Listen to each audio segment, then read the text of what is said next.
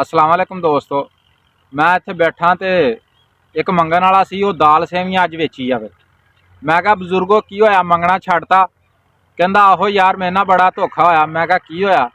कहंदा इत्थों मंगदा मंगदा मैं लाहौर जाके भी मंगना शुरू करता, उत्थों मैं दाता साहब चल गया, उत्थे जाके मंगना शुरू करता। मैं कहा फिर? कहंदा उत्थों बंदा एक आया, गड्डी च उतरिया, उतर के आके उन्हें मैनू 5000 रुपया दिता ते नाल दे के तो धाड़ा मार के रोन लग पिया। कहंदा मैं बड़ा परेशान होया। मैं उहदे हल वेख्या तो उन्होंने मैं पुछया वे पुत्रा की गल की हुई आ, क्यों मेरे हल वेख के रोया वा? तो कहंदा थानू वेख के मैनू अपना बाप याद आ गया, थाडी शक्ल मेरे बाप नाल रलदी सीगी। कहंदा मैं बड़ा दुखी होया। ते मैं कहा फिर पुत? कहंदा वो मैनू नाल गले मिलिया है ते गड्डी दे विचों इशारा कीता, एक बंदा कहंदा होर निकला आया, उन्हें भी मैनू आउंदे सार 2000 रुपया दिता ते नाल उहनू कहंदा इहदी शक्ल तो सेम हाजी साहब नाल रलदी है। कहंदा मैं बड़ा राजी होया यार, मैनू हाजी साहब ही कहता।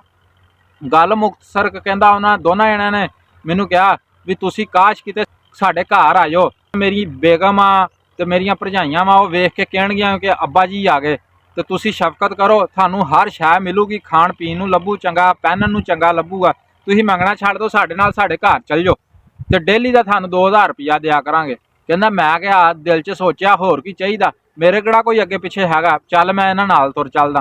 कहंदा उत्थे गया मैं, उत्थे जाके कहंदा वो धियां ओहदियां नौवां आ गईयां, बाबे दियां, बाबा तो मरिया सी, कहंदा ओहदी भरजाई भी आ गई, ओहदी बुढ़ी भी आ गई बंदे दी। कहंदा वो आके मैनू मिलण लग पियां, हाजी साहब आ गए, हाजी साहब आ गए। कहंदा मैं बड़ा राजी होया। नवां कहंदा उन्होंने मैनू सूट कढ के दिता, हाजी साहब तुसी पाओ सूट। कहंदा मैं वो सूट भी पाया, मैं बड़ा राजी होया। कहंदा उन्होंने एसी वाले कमरे च मैनू लम्मा पा दिता, कहंदा सुबह नूं 2000 मेरी जेब च रोजाना पा देन, कहंदा मैं काम कार कोई ना करा, मैं बड़ा राजी। कहंदा चंगा खाण नूं लभणा। कहंदा 15 दिन लंघे तो वह बंदा आया, कहंदा हाजी साहब वड्डी कुड़ी दा विआह करना वा, तो तुसी ऐदां नहीं करदे, साडे नाल आ जाओ, शॉपिंग कर आईए आपां। हाजी अगों जिहड़ा मंगण वाला सी, ओह कहंदा यार होर की चाहीदा, चलो मैं तुहाडे नाल बाहर फिर आउंदा, वाहवा दिन हो गए मैं फिरन नहीं गया। कहंदा वो मैनू नाल लै गया सुनैरे दीयां दुकानां ते, कहंदा वो नाल ओहदी बुढ़ी ते नाल वो आप, ते उत्थे जो सुनैरियां दी दुकान ते गए, उत्थे जाके कहंदा एक उन्होंने मैनू राह च ब्रीफ केस जिहा फड़ाता। कहंदा मैं गाय चुकी फिरा नाल नाल, तो उत्थे जाके कहंदा मैं बह गया। वो कहना वेखो जी हाजी साहब आह सैट पसंद करो, हाजी साहब आह सैट पसंद करो। दुकानदार बड़े राजी होए भी यार 3-4 सैट इन्हां ने लैणे आ, ते हाजी साहब की बड़ी कदर आ। हाजी साहब नूं कहंदे हाजी साहब तुसी एसी दे थल्ले हो के बहो जरा हैं। कहंदा मैं एसी दे थल्ले हो के बैठा, मैं बड़ी चौधर नाल बैठा सी भी यार बड़ी गल आ, बड़ी फूफा। तो थानू पता जिद्दां दुकानदार कहंदे हुंदे आ, दुकानदार कहंदे हुंदे तुसी साडे पुराने गाहक आ, तुसी इदां वा तुसी इदां। वो पंप मारे इहनूं ये मंगण वाले नूं। कहंदा मैं बड़ा राजी होया, मैनू इत्थे बिठा दिता। कहंदा वो आपस च कहण भी काश किते ना आपां मां नूं भी नाल लै आउंदे ना, ते बीबी भी ये सैट वेख लैंदी, चलो पसंद कर लैंदे ते लै लैंदे आपां सैट। तो हुण बीबी घर बैठी आ ते आपां की करिए? कहंदा दुकानदार अगों झट देना बोलिया, कहंदा हाजी साहब इत्थे बैठे आ, तुसी जाके माड़े 3-4 सैट बीबी नूं विखा लिआओ, किहड़ी गल आ? कहंदा उन्होंने 4 सैट चुके, गड्डी च बैठे चल गए।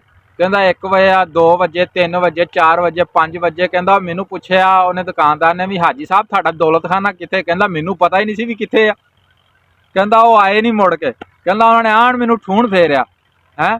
तो मैं कहंदा उन्होंने कहा जिहड़ा ब्रीफ केस फड़िया वा इनू तो मामा खोल, कहंदा इहदी ते चाबी भी नहीं मेरे को हैगी। तो कहंदा अच्छा। उन्होंने भाई तोड़िया भन्निया, तोड़न भन्नण तो बाद उहदे विच 250 रुपया पिया है। कहंदा मैं चुक सीने नाल आउंदा रहा, तो निकलिया अगों 250 रुपया। कहंदा उत्थे दे नाल दीयां दुकानां वालियां नूं मैं गल दसी भी यार मैं तो इत्थे मंगदा फिरदा सी, ऐदां ऐदां मेरे नाल इन्हां ने फ्रॉड कीता, मैनू अपने घर लै गए, 10-15 दिन चंगी रोटी खवाई, तो आ 4 सैट मेरे खाते पै गए। कहंदा उन्होंने चुक के मैनू जेल च दे दित्ता।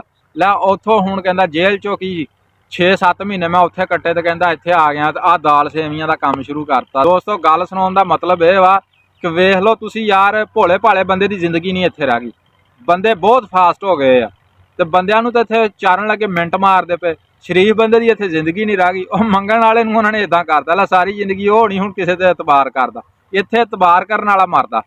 दोस्तों गल चंगी लगी होवे वीडियो नूं लाइक करो, चैनल नूं सबसक्राइब करो। मैं तुहाडा अपना मिठू खान।